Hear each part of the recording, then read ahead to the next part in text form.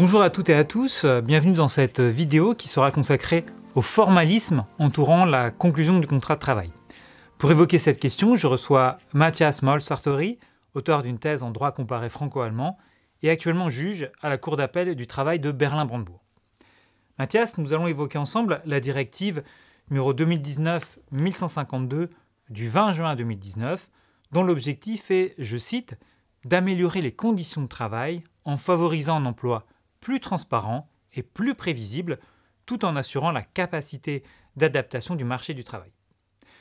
Mais avant cela, évoquons au préalable le rôle du contrat de travail en France et en Allemagne.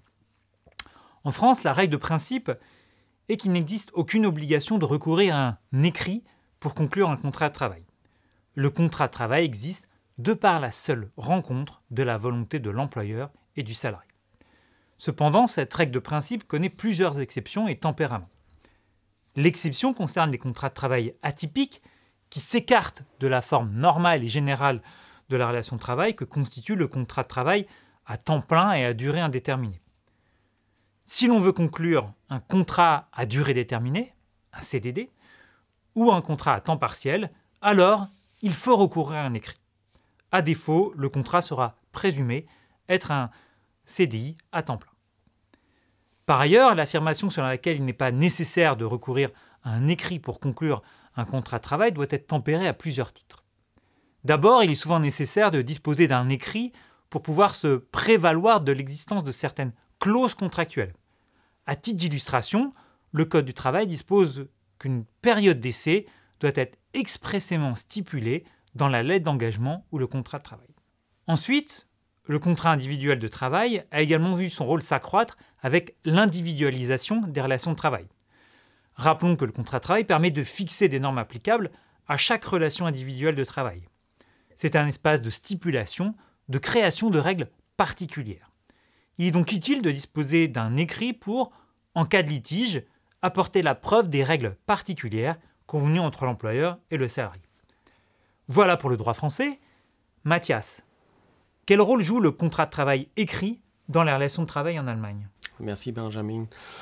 Le contrat de travail établi par écrit est bien répandu en Allemagne. Je le vois dans mes dossiers. Les parties se réfèrent aux contrats écrits qui ont été établis au début de la relation de travail ou à l'occasion de modifications importantes. J'ai aussi d'indications statistiques. Selon eux, en Allemagne, il y a un contrat de travail par écrit pour plus que 90% des relations de travail.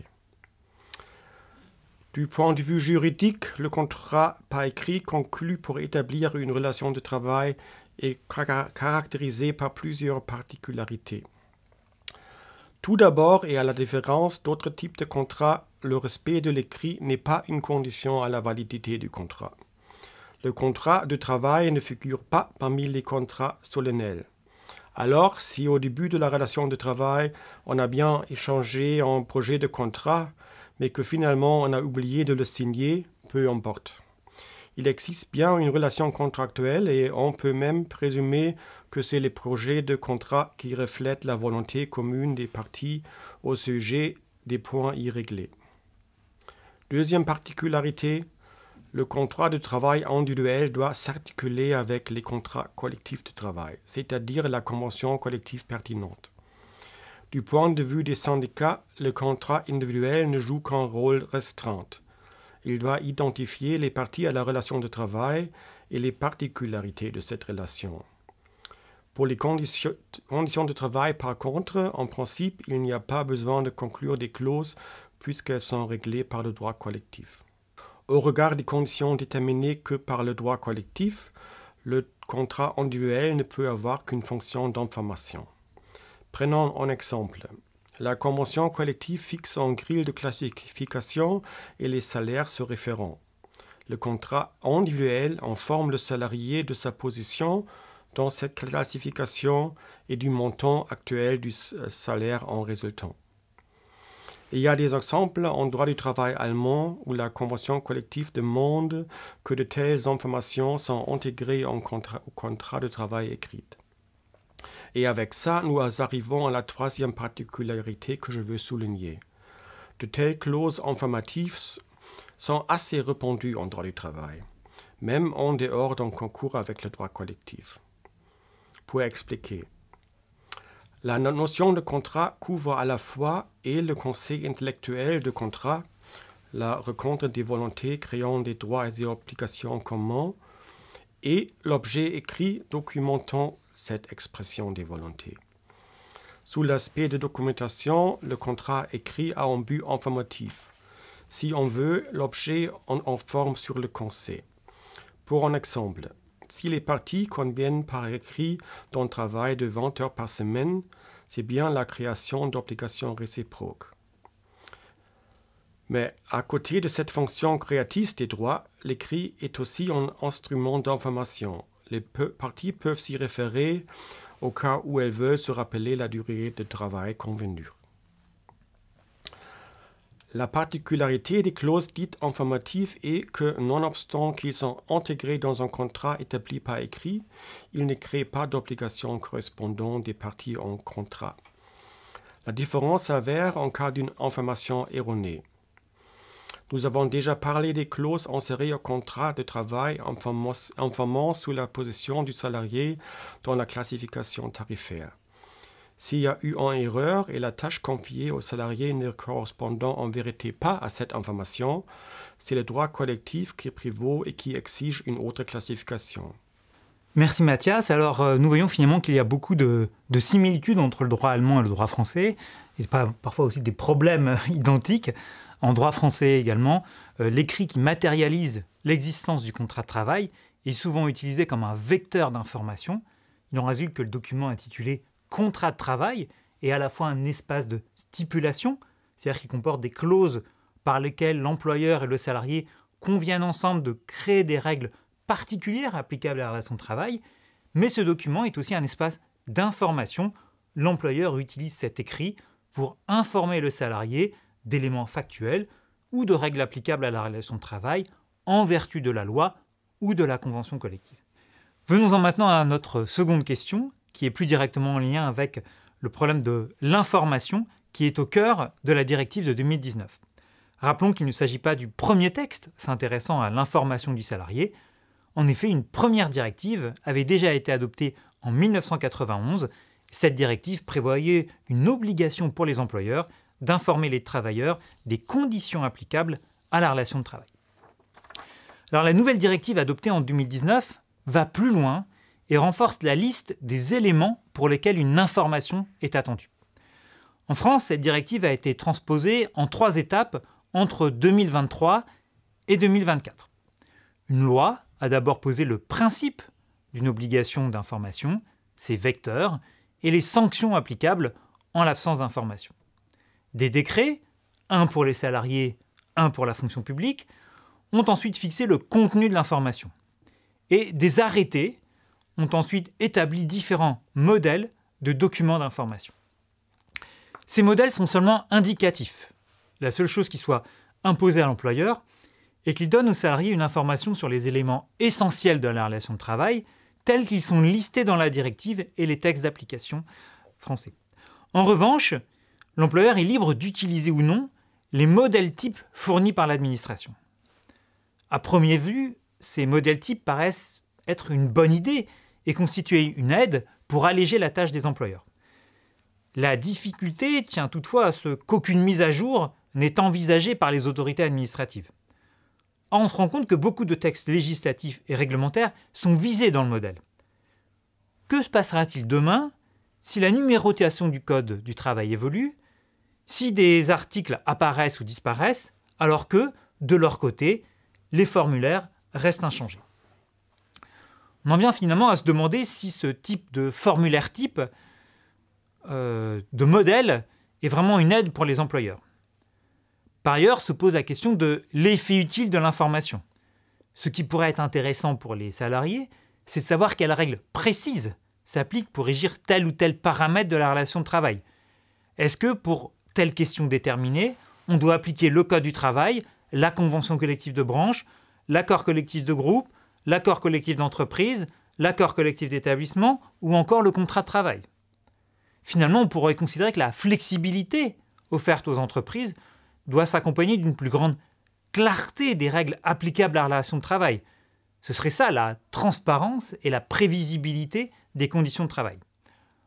Or, les textes français semblent indiquer qu'il serait possible de fournir simplement la liste des conventions et accords collectifs de travail applicables. J'ai quelques doutes sur l'utilité d'un tel dispositif, même si naturellement, il serait nécessaire de voir comment se fera la mise en œuvre concrète dans les relations de travail. Mathias, qu'en est-il en Allemagne? Comment s'est faite la transposition de la directive et à quel débat juridique et pratique a-t-elle donné lieu? Tout d'abord, félicitations que vous avez une transposition visant les fonctionnaires. En Allemagne, nous ne sommes pas encore. La loi de transposition adoptée est expressément restreinte au droit privé et n'adresse donc pas les fonctionnaires dont la relation en droit est régie par le droit public. En ce qui concerne les modèles dont tu as parlé, en Allemagne, de tels modèles ont été discutés. Je me souviens que certains syndicats patronaux les ont demandés, mais finalement, le gouvernement s'est abstenu. Le législateur est resté fidèle à l'approche choisie lors de la transposition de la directive de 1991, directive qui a été le précurseur de la directive dont nous parlons. À l'époque, on a créé le concept de Nachweis. On peut traduire par moyen de preuve. La loi demande de l'employeur d'établir un tel document. Elle dresse aussi une liste de points que ce document doit traiter. Pour la transposition de la nouvelle directive, on a simplement modifié et élargi la liste des points à traiter par le Nachweis. L'information élargie est due pour toutes les relations de travail établies après l'entrée en vigueur de cette loi, c'est-à-dire 1er août 2022. Pour les salariés embauchés avant, ils peuvent réclamer un document d'information satisfaisant aux nouveaux standards. Dans la pratique, il n'y a pas trop de Nachweise. En règle générale, l'employeur utilise le contrat de travail écrit pour transmettre les informations exigées. Alors, le contrat de travail écrit adresse tous les points sur lesquels la directive et la loi de transposition demandent des informations. Alors, on comprend pourquoi j'ai souligné la possibilité des clauses informatives insérées au contrat de travail écrit. Si le contrat écrit est utilisé pour satisfaire à des objectifs d'information, objectifs qui sont extérieurs à la sphère strictement contractuelle, c'est bien encore une raison pour la propagation de telles clauses. Mais il semble qu'avec la nouvelle directive, l'intégration de l'information au contrat écrit est arrivée à des limites. L'information exigée est devenue trop riche et trop variée. Prenons par exemple la nécessité d'informer sur la procédure de licenciement. Pour le droit allemand, ce n'est pas trop clair qu'est-ce que ça veut dire, procédure de licenciement. Il peut y être que c'est assez large. Il y a même des polémiques suggérant qu'il faut envoyer un manuel de droit de travail pour satisfaire à cette obligation.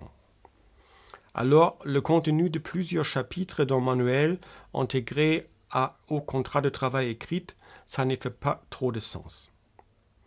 Sous cet aspect, les entreprises pourraient combiner les approches et réserver certains points à un document d'information distinct du contrat. Il me semble que pour de tels documents distincts, une standardisation serait plus facile et je crois bien qu'il y a des cabinets d'avocats ou des maisons d'éditeurs qui préparent de modèles.